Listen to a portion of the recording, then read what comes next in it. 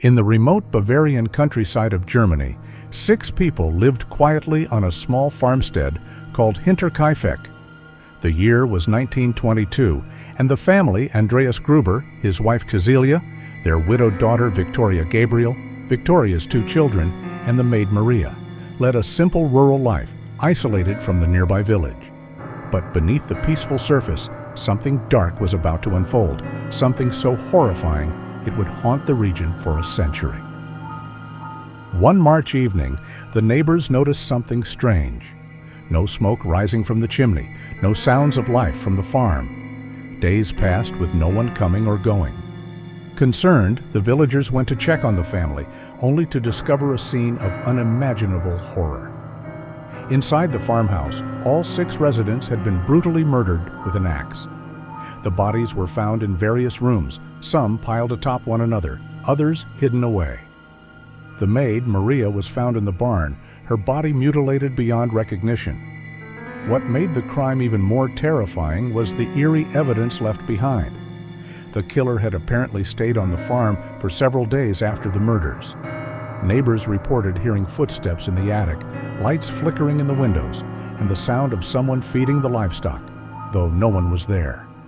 The front door was found locked from the inside, and the keys were missing. The family's belongings were untouched. Nothing was stolen. It was as if the murderer wanted to torment the living by lingering in the shadows of the dead. The investigation revealed strange details, footprints leading to the house, but none leaving it.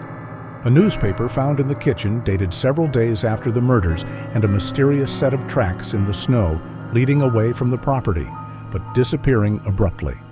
Theories abounded. Was it a vengeful relative, a deranged neighbor, or something more sinister? Yet, despite exhaustive efforts, the killer was never identified. Over the decades, the Hinterkaifeck farm became a place of dark legend. Visitors and paranormal investigators report an oppressive atmosphere, cold spots that chill to the bone, and ghostly whispers carried on the wind. Some claim to see shadowy figures moving behind the windows or hear the faint sound of an axe striking wood in the dead of night. The farmhouse itself was eventually demolished, but the land still holds the weight of that terrible night. Imagine standing alone on that snowy Bavarian field, the wind howling through the bare trees, the silence broken only by the distant caw of a crow.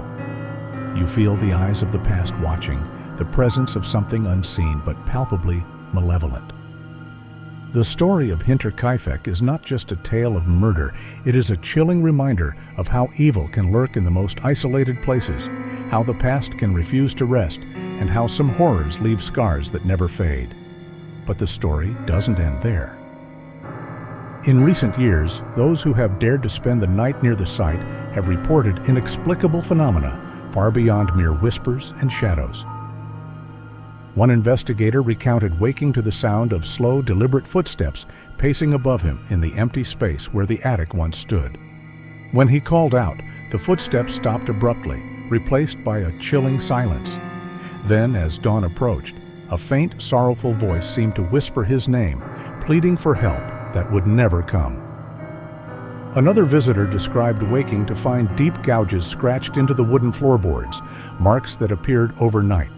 They were too large and too erratic to be made by any animal, and they formed a pattern resembling an axe's blade. The visitor left the site trembling, convinced that whatever had killed the Grubers was still present, still angry, still waiting. And perhaps the most disturbing detail is this. Locals say that on certain nights, when the wind is just right and the moon is hidden behind clouds, the cries of the children, Victoria's 2 little ones, can be heard carried on the breeze, calling out for their mother, for their family, for a piece that was stolen from them long ago. So now, I want to ask you, after hearing this story, after feeling the weight of Hinterkaifeck's dark legacy, what do you believe? Could the killer have truly vanished without a trace? Or is something else at work here? Is the evil confined to history, or does it still linger, watching and waiting for the next soul to wander too close? If you were standing there on that cold, empty field tonight, would you dare to stay until morning? Or would you run, heart-pounding, away from the shadows that refuse to fade? Share your thoughts, your theories, or even your own experiences with haunted places in the comments below. Have you ever felt a presence so real it stopped you in your tracks? Do you believe some places are cursed forever? I'm eager to hear your stories, and maybe, just maybe, together we can unravel the mystery of Hinterkaifeck.